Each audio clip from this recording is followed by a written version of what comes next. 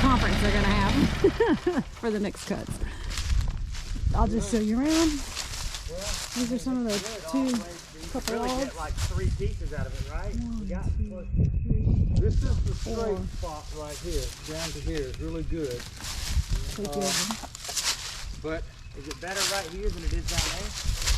This wood, man. Well, we got a fork right here. Oh, I didn't see that. Okay. So you kind of want to stop here. I would think this would be you want one. me to come and get it and get in here in the middle, and you get it right here? Well, you might want to scoot down a little more. Well, it depends on what I do. Now, what if I cut it? If I cut it right here, is that enough length though? Because that's going to be. Yeah, that's only 6 feet if I do that. Well, this is 6 feet to the bucket right here. At least 6, 7. So this is going to be like 8 feet right about here.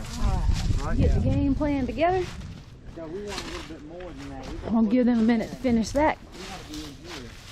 We'll see a few more logs fall down. Yeah. Is that all right? Okay, here we go. Take 2.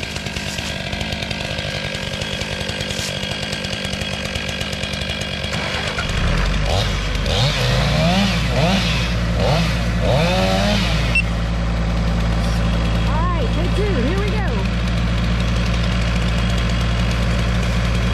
Nice long section.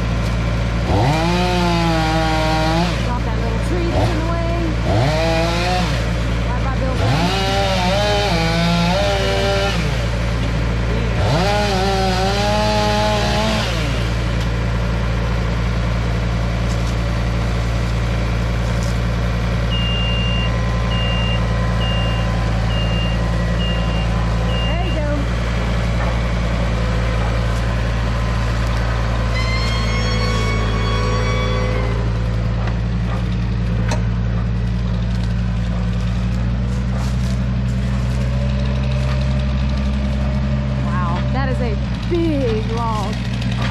Look at that thing.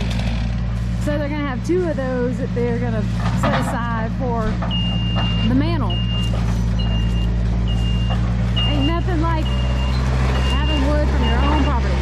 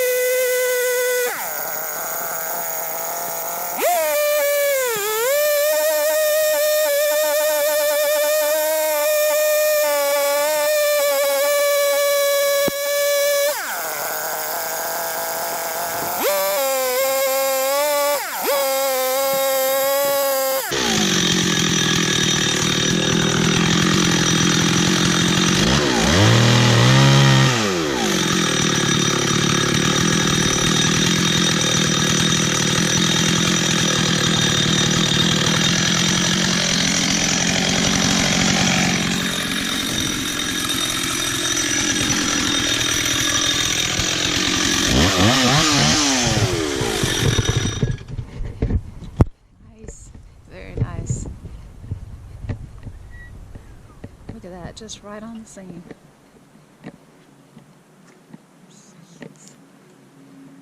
Gorgeous. Bravo!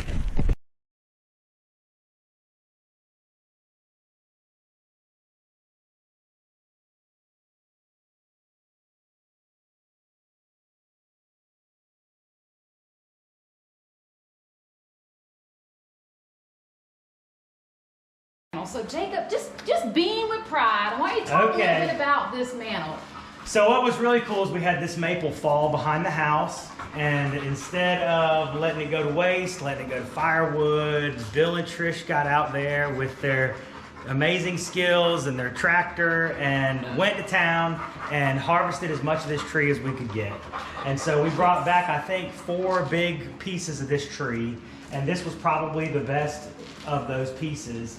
And so this piece Bill milled with his chainsaw into, like, I think it's a 10 by 8 by 14 inch piece. And I don't know what the thing weighs. It might weigh 400 pounds, 500 pounds. It's heavy.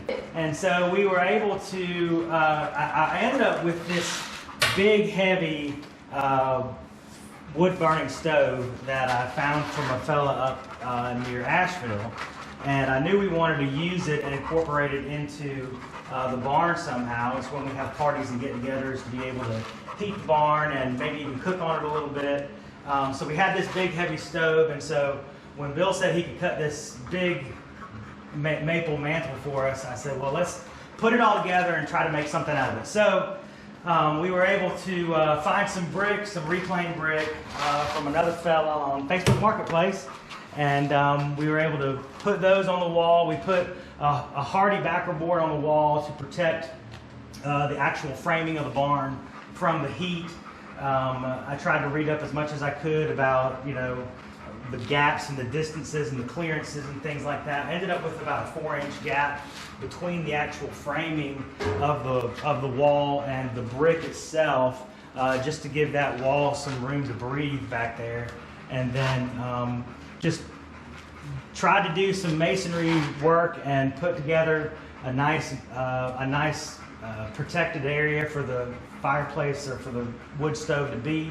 And then once we were able to get everything set on there, we had to bring the tractor in, set the mantle on top. Bill also cut these uprights for the fireplace as well, so it's well supported. All of that is screwed in with lag bolts to keep it nice and locked tight to the framing of the wall there. But I was concerned about the seasoning of it and what would happen. So let's look at what's it been? How long has it been? What is it? 6+ months or so? Something like that. Yeah. Yeah. So we've got some checking right there at the end, and then show them the biggest spot down here. Yeah, on this end you definitely got some splitting and stuff going on, but you know, we checked with a good friend of ours who knows a lot about lumber, a lot about wood, and he said, you know what? You're just gonna have to cut it. You're gonna have to let it sit, let it dry, and it's going to do what it's going to do, and you can't really control what happens. That's right. And so for our purposes, it worked out fine because we wanted a rustic look anyway, and I think, you know, having the rough sawn, chainsawed, milled look, and then even the cracking and things that we've got, it's okay for our purposes. So it really turned out good. We ended up creating a little space right here on both sides just to house some firewood, and it stays nice and dry, and it can be out of the way and still be protected with these little brick walls on either side from the heat.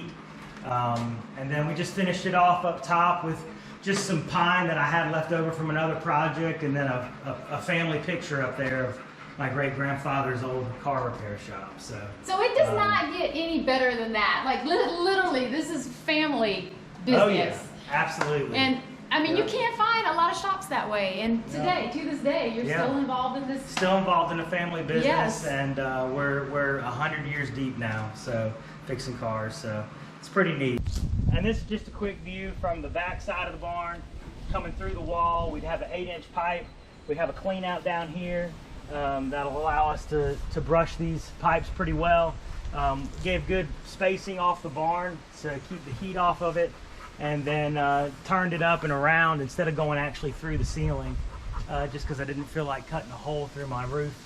And just use standard 2-inch sections of pipe that are really available at pretty much any hardware store. So that ended up giving us what we needed to do to get this heat out and away from the barn. Yep, make it all safe. All right, guys, thank you. See you next time.